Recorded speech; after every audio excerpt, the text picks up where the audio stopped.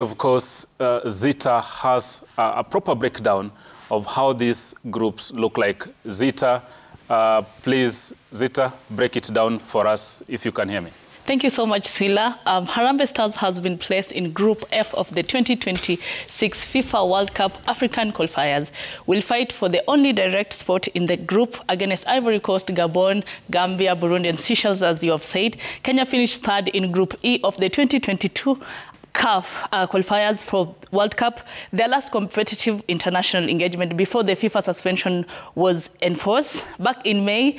In May last year, CAF announces a new format for the qualifiers of the 2026 FIFA World Cup following the decision by FIFA to increase African teams from 5 to 9 direct tickets. The new format, which was approved by the CAF Executive Committee during the meeting in Algeria, will see the members, the 54 members association. I will just take you through the group stages here and the group stages here. Okay.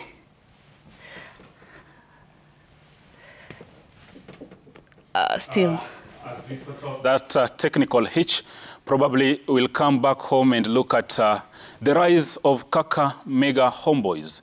This is a team that has been making steady strides every term and will be representing us in Africa in the CAF Confederations Cup campaign next term. Our very own Steve Shitera traveled to Kakamega, spent time with the team and filed the following report.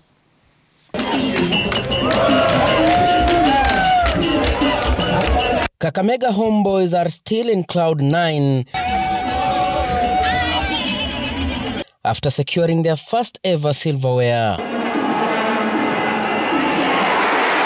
Kevin Amwai's solitary goal against Tusker in the FKF Cup final at Kasarani Stadium was enough to sink Tusker and take them to the CAF Confederation Cup.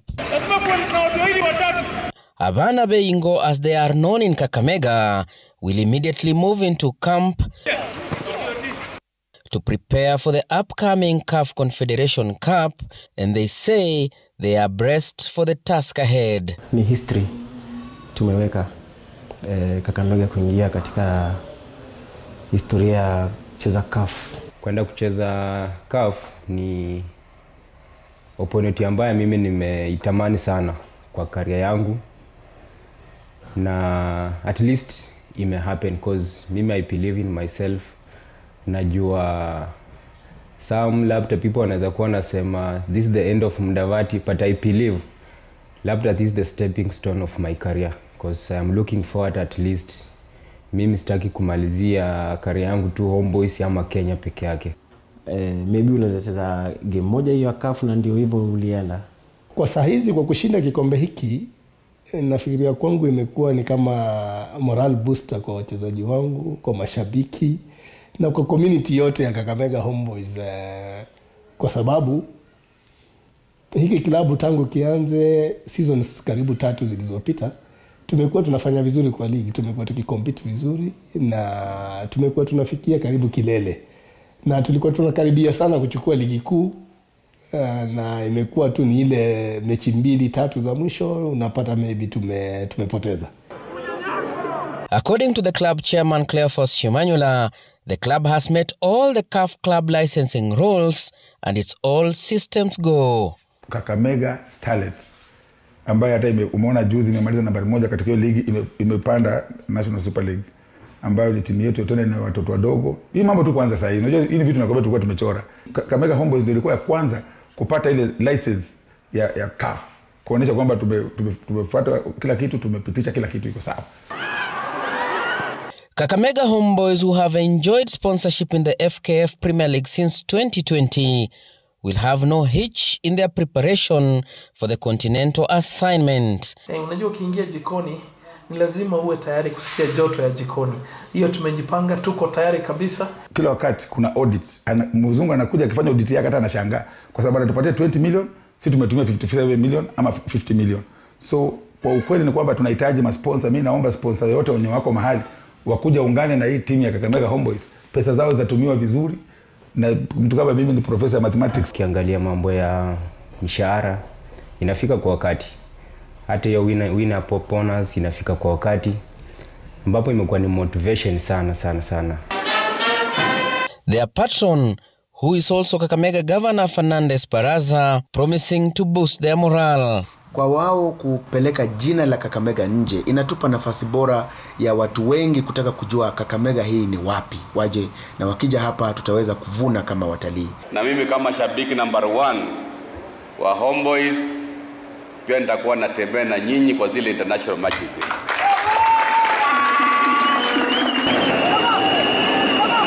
The team will need to beef up their squad ahead of the Confederation outing, the club administration insisting that will be done but locally. Tumeongea na kocha wetu ambaye ni Patrick Odhiambo. Tumekubaliana tunaenda ku reinforce kama na wachezaji 7, sio wengi, kama 7 ikienda sana 8. Watu wameniuliza wengi na nilikuwa nangoja mniulize swali kwamba kocha mnaenda kumbadilisha mlete mzungu. Mimi nimesema mimi siwezi tumia wazungu. Wazungu wao umeona kama FC ilikuwa na mzungu, tumeichapa. Ukiangalia kama Gori kuna mzungu kabisa, kwanza hatari sana, tumechapa yeye mara 2 home and away.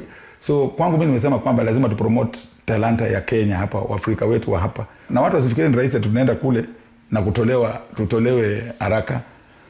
Sisi tunaenda kule kwa kicha tumeonyesha wa Kenya kwamba inawezekana hata kwa timu kama ya kutoka wanaitaga huko Shago. Mwaka wa 2017 kule Nakuru tulifunga Yanga. Leo hii Yanga imecheza finali ya Confederations Cup.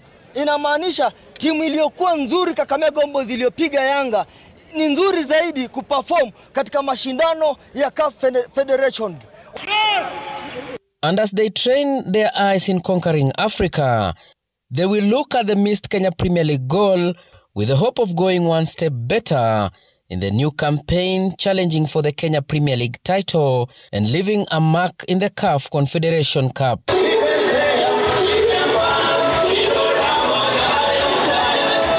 Steve Shitera for Sporty Monday, Citizen TV, Kakamega. Beautiful piece there by our very own Steve Shitera. Rocho, maybe just in a minute probably you can wrap it up. What must Homeboyz do to make an impression in Africa, as Shitera has captured in that story? Well, I think they need to just beef up the team. It's unfortunate that the president of Homeboyz doesn't believe that he needs foreigners. He needs to inject some standards outside this region. You see, for example, the Yanga they're talking about. Yanga is a team that is talking over a turnover of 1.5 billion Kenya shillings in the whole year, and the kind of players they bring in. So for them to participate effectively, they need to bring in foreign strong players and more experienced players to proceed. Shitera, you were in Kakamega, you spent time with them. Just in 45 seconds, financially, do you have the muscle to navigate through this campaign? They say they have the muscles, and as you've heard, calling on anyone else who can top up, because they say they have spent their money well. The players are not complaining. They are winning bonuses on time. So I think this is the spirit that we are really looking for the Premier League clubs. And I agree, if we can have a local coach that can bring some light to us even qualifying for World Cup in the name of Francis Kimanzi, why not the players? So I agree with Toto, as he's called in Kakamega, 100% that our local talent in coaching, our local talent in playing, we can do it on the continent. So in that, I totally agree with him. Now, let's cross over to Kisumu, where I'm told our reporter James is on standby. James, good morning to you. You are at the lakeside city of Kisumu. What's the latest, where you are at, and bring us up to speed? Good morning, Swila. One-on-one from Kisumu County's Moi Stadium, where we are going to just have a brief with some of the players and, of course, some fans on the latest that we have as far as the 2026 FIFA World Cup is concerned. Gentlemen, I'll just ask you to move closer so we quickly look at what we have as far as 2026 FIFA World Cup is concerned. Maybe if I start with you, you tell us your name, which team you represent. And just tell us a brief about the Pool F listings, where we have Kenya among other African teams. Okay, thank you. My name is Charles Bruno, coach Kisumu All Stars. I did have a look at the Group F, where we have Cote d'Ivoire, Gambia, Gabon, Seychelles, and of course Burundi, and us. It's an interesting pool, and I think with good preparation, do we stand a chance? Of course, I have to be hopeful. We do, but we need to put our house in order, preparation, getting the players right, and giving the support to the national team. You know, the government coming in, the federation. So everyone just needs to be on board, including the fans. But yeah, it's going to be tough. Looking at the list of the teams that we have, Gabon, Cote d'Ivoire, Gambia, Seychelles, let's look at the constitutions of those teams in terms of players. What do you think? Does Kenya stand a chance to represent us in the 2026 World Cup? Well, I take Cote d'Ivoire. Most players are playing in Europe, across Europe. Same applies to Gabon. Gambia as well. They have players spread around Europe. I looked at Seychelles. Most of the players are locally based, apart from one playing in England. And when you come to Kenya, we do have some of our boys outside.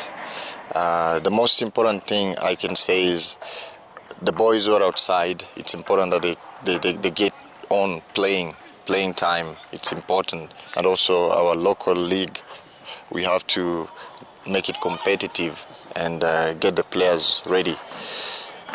Again, I'll say, we put our house in order, everything right. Yeah, we do stand a chance to feature in the World Cup 2026. Thank you very much. I'll switch over to you, my brother. You just touch with your name, and just let's talk about the teams in Pool F. Looking at Gabon, looking at Gambia, these are teams that are constant. They are usual teams. What do you think about Kenya just being listed among them? Okay, my name is Brano Mambia, goalkeeper at Kisumu All Stars.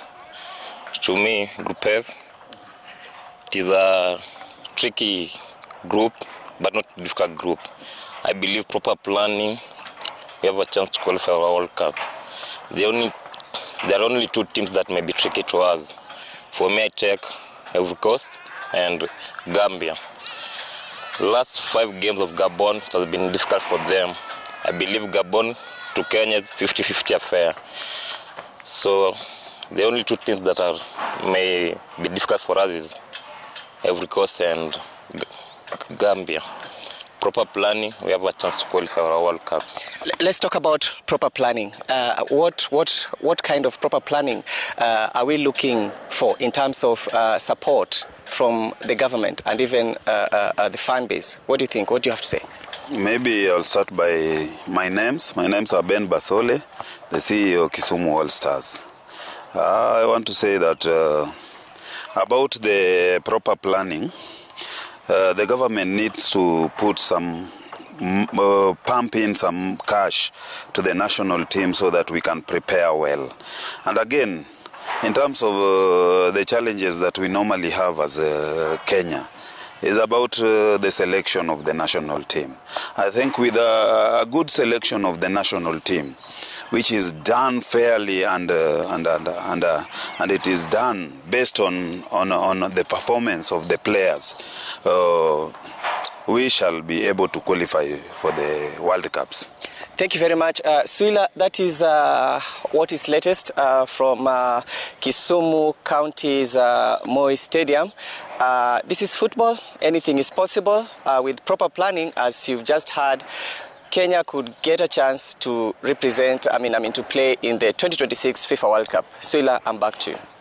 Thank you very much, James. That's our very own James reporting live from the lakeside city of Kisumu, of course, at the Moi Stadium. And of course, we'll keep bringing you the latest news, breaking it with incisive analysis. But again, we ask you the question of the day. Do you think Harambee Stars will qualify for the 2026 World Cup finals? Do you think Harambee Stars will qualify for the 2026 World Cup finals? Send your feedback to SMS 22422, hashtag Daybreak, at Isaac Swila, at Citizen TV Kenya. Of course, we are going to sample some of them during and at the tail end of this program. And now let's go to part B of this studio where Zita is on standby. Zita, take it away. Yes, Sila, we are back. I'll just take you to the through group stages, whereby the rest to the 2026 World Cup finals. I'll start with Group A, where we have Egypt, Burkina Faso, Guinea-Bissau, Sierra Leone, Ethiopia, and Djibouti. Egypt are the favorite because, you know, they were the runners-up in 2021 African Cup of Nations and FIFA World Cup. They are in the FIFA World ranking. They are being ranked number 34, and in Africa, they're being ranked number 5. I will take you to the next one, whereby, Group B. Group B, we have Senegal, Congo, Mauritius, Togo, Sudan, and South Sudan. And Senegal are the favorite because they're the winners of the 2021 African Cup of Nations. And you remember they eliminated Egypt through penalties. And in the FIFA World ranking, they're ranked in number 18. And in African ranking, they're ranked number 2. Group C. Group C, it's Nigeria, South Africa, Benin, Zimbabwe, Rwanda, Lesotho. We have Nigeria as the favorite. Nigeria are in the FIFA World ranking, they're ranked number 39, and in Africa, they're ranked number 6. I'll take you in Group D.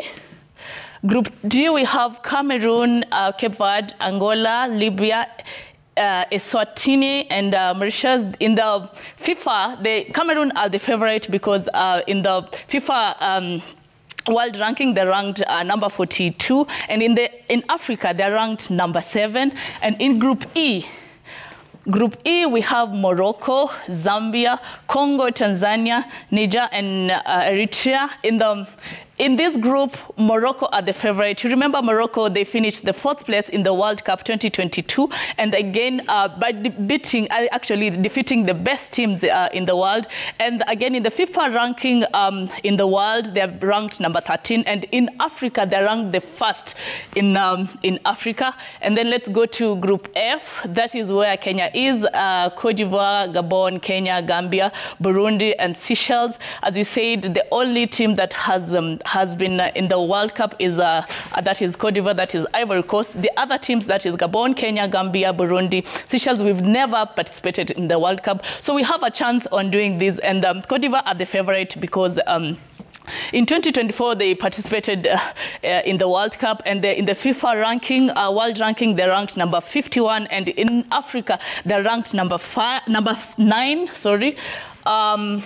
Next is Group G. We have Algeria, Guinea, Uganda, Mozambique, Botswana, and Somalia. Algeria are the favorite. In the FIFA World ranking, they're ranked number 33, and in Africa, they're ranked number 4. And in 2024, they reached knockout stages in the World Cup. Group H, we have Tunisia, Equatorial Guinea, we have Namibia, Malawi, Libya, São Tomé, and Principe in Group H. So Tunisia are the favorite, and in the FIFA World ranking, they're ranked number 31, and in Africa, they're number 3. And in Group I think this is the last group. We have Mali, Ghana, Madagascar, South Africa Republic, Comoros, and Chad. You know, in this group there's a lot of scores that need to be between Ghana, Mali, and Madagascar. I think there's a little bit of scores. So the Mali are the favorite now, and in the FIFA World ranking they're number 50. In Africa they're number 8, and they're number 8.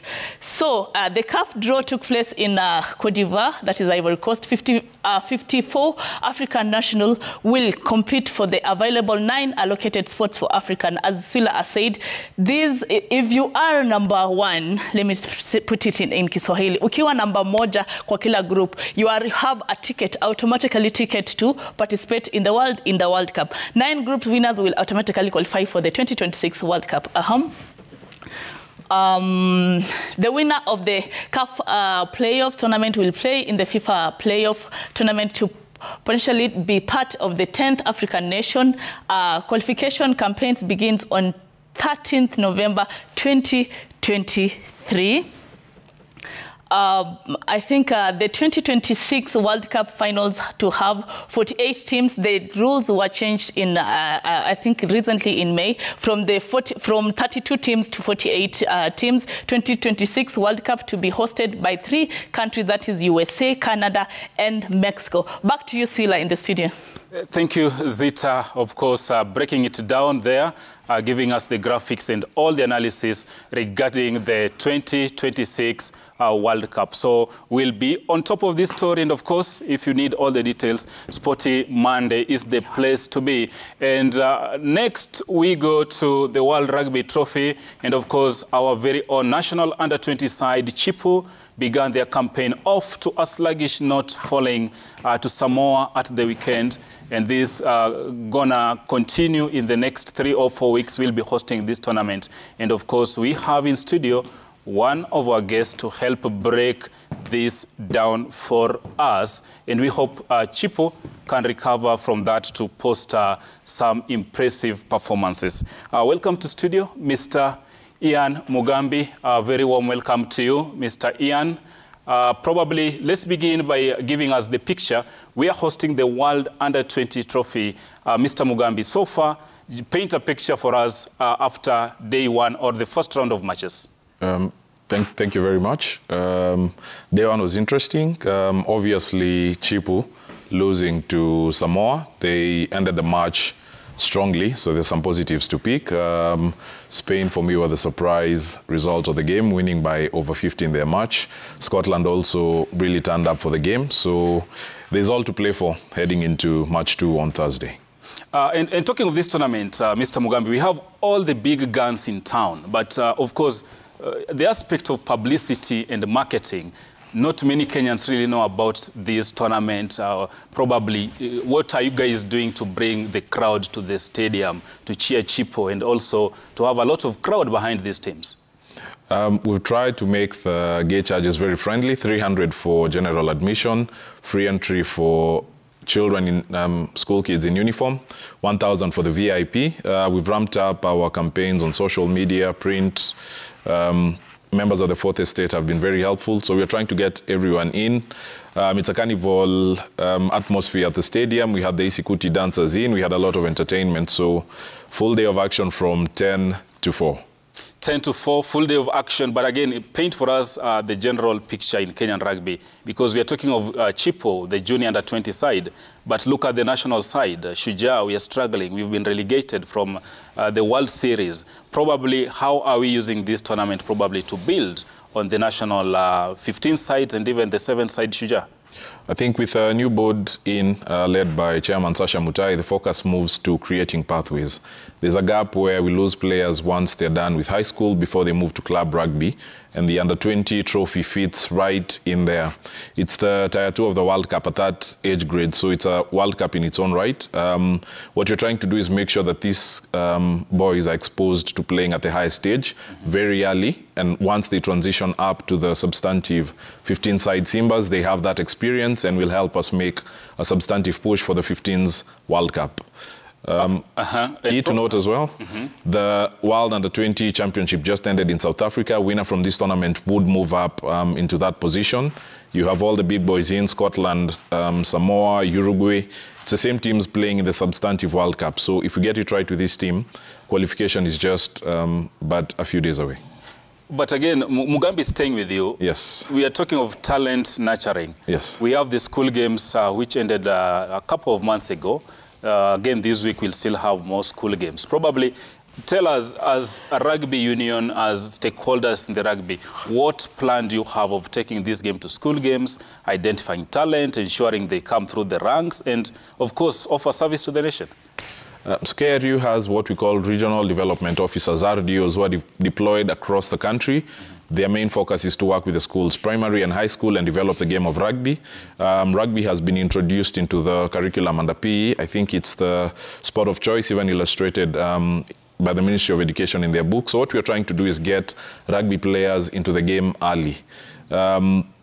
What we find at the current time is most players pick up the rugby ball at age 14. We're trying to move that age down to about 5 years old, so that by the time we have players coming to the national team, the basics are sorted and we're focusing on tactics and strategy. Okay. Also working to get partnerships with KSSSA so that we have the flow of talent moving from high school all the way to Chipu and up to the substantive national teams. Probably I'll open it up to my panelists, maybe in 30 seconds each, Arocho. Maybe your take on this? Well, I've been having issue with the transition of the entire fraternity. We've lost grip, as he said. We were relegated with Shujaa. Can you perhaps paint a picture of exactly what plans you guys have to make sure that we don't go through another lull as far as the transition is concerned, to an extent that we even lost our status in the World Series? Two things with the relegation. One, as you rightly pointed out, we need to make sure that we have a consistent pipeline churning out talent as we move. Morans, the second tier side, needs to be active, and the plans are in underway to have Shujaa that are at the top playing, but also have invitational tournaments for the Moran side.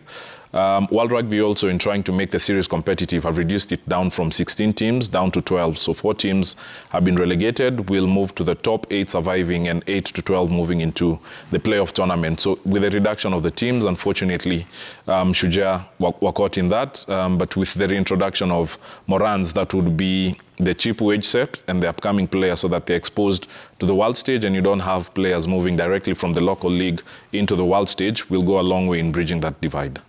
Shitera, probably you come from rugby home. Maybe you can wrap it up for us. Cabras. Yes. My question to the CEO will be infrastructure. Are we happy converting a football pitch into a rugby pitch? And probably from where we sit, what engagements are you putting in place to ensure that we have a proper infrastructure for such a big tournament that is beamed to the world? Thank you for that. Plans are underway to have a rugby-specific stadium constructed. I'm aware that the chairman, Sasha Mutai, is working closely with Moyasa, the Ministry of Sports, seeking allocation of land at Kasarani. And once that is given to KRU, then the plans are to develop a rugby-specific stadium where would host such events as this. RFUA has been for the longest time the home of rugby in Kenya, but with the growth of the game, we have outgrown the facilities there. We thus need to create modern facilities for us. So plans are at an advanced stage. We should be able to construct a rugby-specific stadium. Swila, as I ask another question, I just want to know if you have people like trained people who are going to handle the kids. They've said they're going to start from age 5 to train kids about rugby. Do you have people who are trained to go and train the kids? Or? Yes, we do. The RD officers, or regional development officers, are actually employees of KRU. They have undergone rigorous training both locally and by World Rugby. They are certified and are able to handle those age sets. Time to time, we also have training courses with the teachers, the PE teachers and the teachers in primary and secondary schools, to teach them rugby and use them as our ambassadors to grow the game. Thank you very much. That's Mr. Ian Mugambi, the CEO of the World Under-20, of course, part of the local organizing committee. And of course, we will stay top of that story. Remember, this tourney will roll on for the next several days in the country. So make your way to the stadium to support our very own Chipu. So thank you very much, Mr. Mugambi, for making time for this program. And of course, we'll walk this journey together. Gentlemen and lady, back to you. Of course, Arocho complained of us being in the coastal city of Mombasa and leaving him behind. Now, the issue was about doping. And of course, this seminar took place in Mombasa, courtesy of ADAC, who are training the sports journalists of Kenya. Let's take a listen. And the reason we had this meeting organized by ADAC, and I am the chairman here of the board of ADAC, is for us to meet with journalists just to explain what government is doing in that space. And number two is that then as we discuss the issue of doping and anti-doping, it is something that all of us can be able to understand why we are into that discussion, why we are undertaking tests to athletes by government. And three, how we have as government enhanced that aspect of ensuring that our athletes, whenever they go for competition, are clean of the substances. So the meeting here is to come to a congruence of mind so that when journalists are reporting on the activities of ADAC, they are having the reports that are balanced, that are truthful, and are not punitive to either the athletes themselves or the country. So for the time being, Kenya will continue to use those accredited laboratories. And to be accredited is quite a process. And that's the reason why, for example, your question relating when will Kenya have an accredited lab, it will be quite a while. And it's a lot of equipment, it's a lot of expertise. So we will not give you a date, but I'm sure, as you've heard from the PS saying, long term, it will be good for Kenya to have its own lab. It will reduce the costs involved in testing. We've had sessions with the Pharmacy and Poisons Board. We even have a desk officer from the Pharmacy and Poisons Board, and they even invited us to their general meeting, annual meeting, and we attended and we gave a workshop for them. But not only pharmacists, we are involving all medical practitioners, and that includes the clinicians, the medical doctors themselves. And we are coming up with agreements with each of these associations so that we can go around the country with them just to educate their people, for them to understand, yes, in as much as they're dispensing medication for the athletes, they also need to know what is in the prohibited list so that if there's any alternative medicine that they can give to these athletes, then they can do it. You've had Madam CEO there, and of course, sports PS engineer Peter Tom. Shitera, you're in Mombasa and you followed the deliberations that took place there, maybe in 30 seconds because of time. Doping is still a cancer, so to speak, in Kenya. The cases are on the rise, and you heard what the PS said. Probably, what's your take from that seminar? And maybe going forward, how should our athletes actually react to this? Really, really tough for our athletes because many things were brought up, supplements, medicines that probably you may not know if they contain the substance. And probably such sittings or seminars will go a long way in enlightening the journalists, the athletes, and all the people who are involved, as you heard. The CEO picking up with the medical practitioners so that we know what is good for the athletes and what is not good. Even some food, some foods contain such substances, and therefore it is high alert on the athletes. A very, very, very tough situation, but you have to do it so as to ensure that when we win outside there, we are clean. We win clean. And you notice again, Kenya is in category A. Category A is a very, very sensitive category whereby you win a Rocho, but I suspect you. So I have to test you. Was it a genuine win? So it's a big fight for us to move out of such a category so that our win is not suspicious. Okay. Arocho, time is really running, but in 30 seconds maybe, just your perspective, what must the government do to really clamp down on rogue managers who are probably misleading the athletes? Personally, I think they need to be monitored because, you know, there are certain agents who are just after quick money. Yes. So we need to monitor them both here and when they are handling our athletes out there. Because you've talked to some few athletes who tell you that we didn't know exactly what was going on. The agents are just there for a short time. We need to clamp on them, and I'm happy that the Athletics Federation There's a time they talked about listing these guys, verifying their credibilities, and even giving them some sort of tests to exactly know who is the right agent. And once again, let's not just be giving everybody a chance to come and train in Kenya. Yes. As much as we talk about the agents, at times I also feel that we welcome a lot of... We are too open. Yes, we welcome a lot of visitors in here who... Some come with good motives and some don't come with good motives. And the guys who come with bad motives are the guys who are messing us up. Thank you, thank you. Zita, I won't take you to doping, but wrap up the transfer market for us. Declan Rice has finally docked on Arsenal shores. What does this mean? It means your midfield now it's full, and you can do something better next season. I'm not saying you'll win the league anyway. I'm just saying that there's positive results that will come here. You'll finish maybe top 4, that you'll finish there. And then again, I'm just worried about Man City, the way they're releasing players, and we don't know if they're signing the correct person to fit on the fits that the other players left. So again, for me, Arsenal have an upper hand of performing very well in the even in the Champions League. Not only in the Premier League, not winning. And again, I will not talk about Manchester United because I know Onana is coming in the next 24 hours. So I'm just hoping. How sure are you? I feel how sure are you? 100% sure Onana is coming, and then I feel sorry for Maguire about what happened.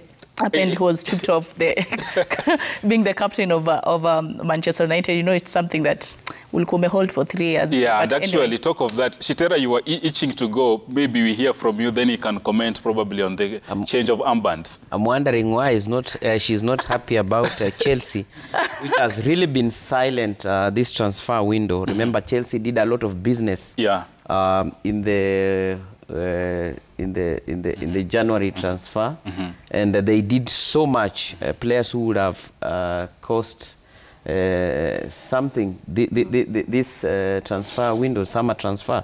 So in my view, I think it's all systems go for Arsenal, Liverpool, Manchester United. Whatever Pep Guardiola is trying out at Manchester City, I'm not understanding what he's doing. Probably he's preparing his exit and laying a very tough ground for his success. And that's what he did in Barcelona, actually. That's debatable, guys. Arocho, wrap it up for us. Harry Calamity, quote unquote, Maguire has been stripped of the armband.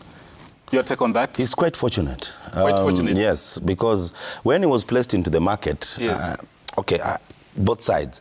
Unfortunately, nobody came for him with the price tag that he had. But fortunate for him that he is somehow remaining at United. Him being stripped of the armband for me was obvious. The guy was too clumsy in that defense.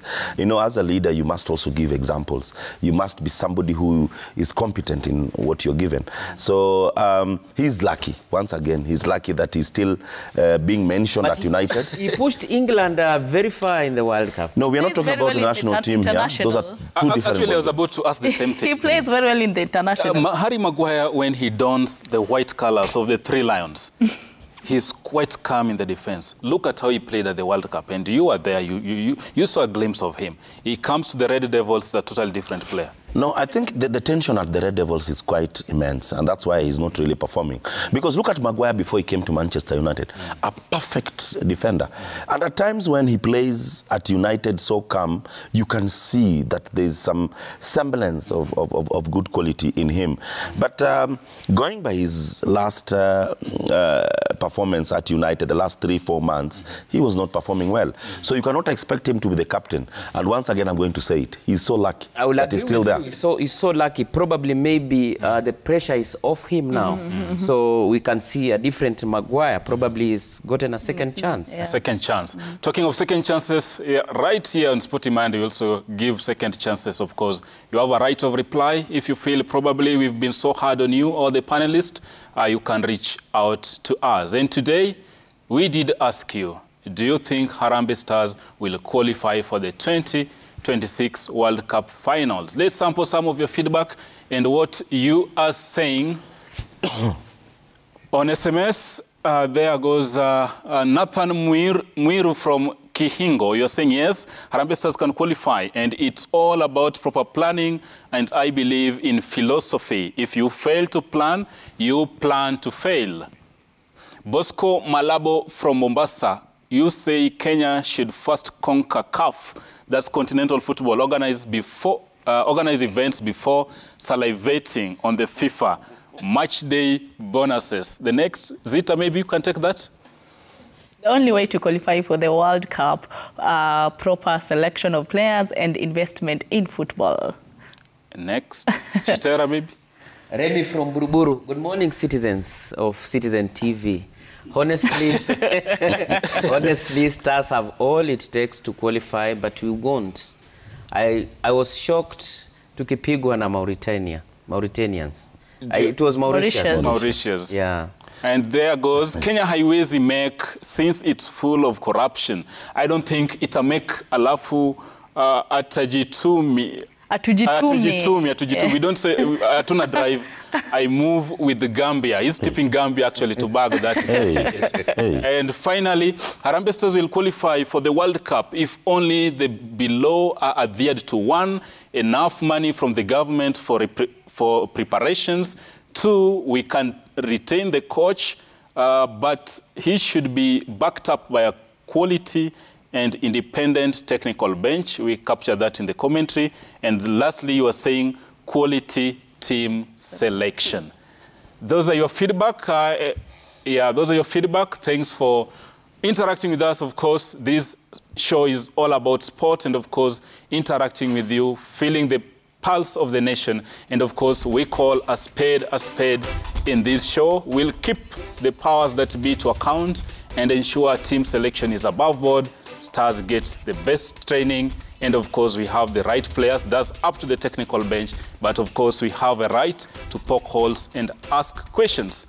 Always a pleasure having you accompany us throughout this program, and of course we thank you.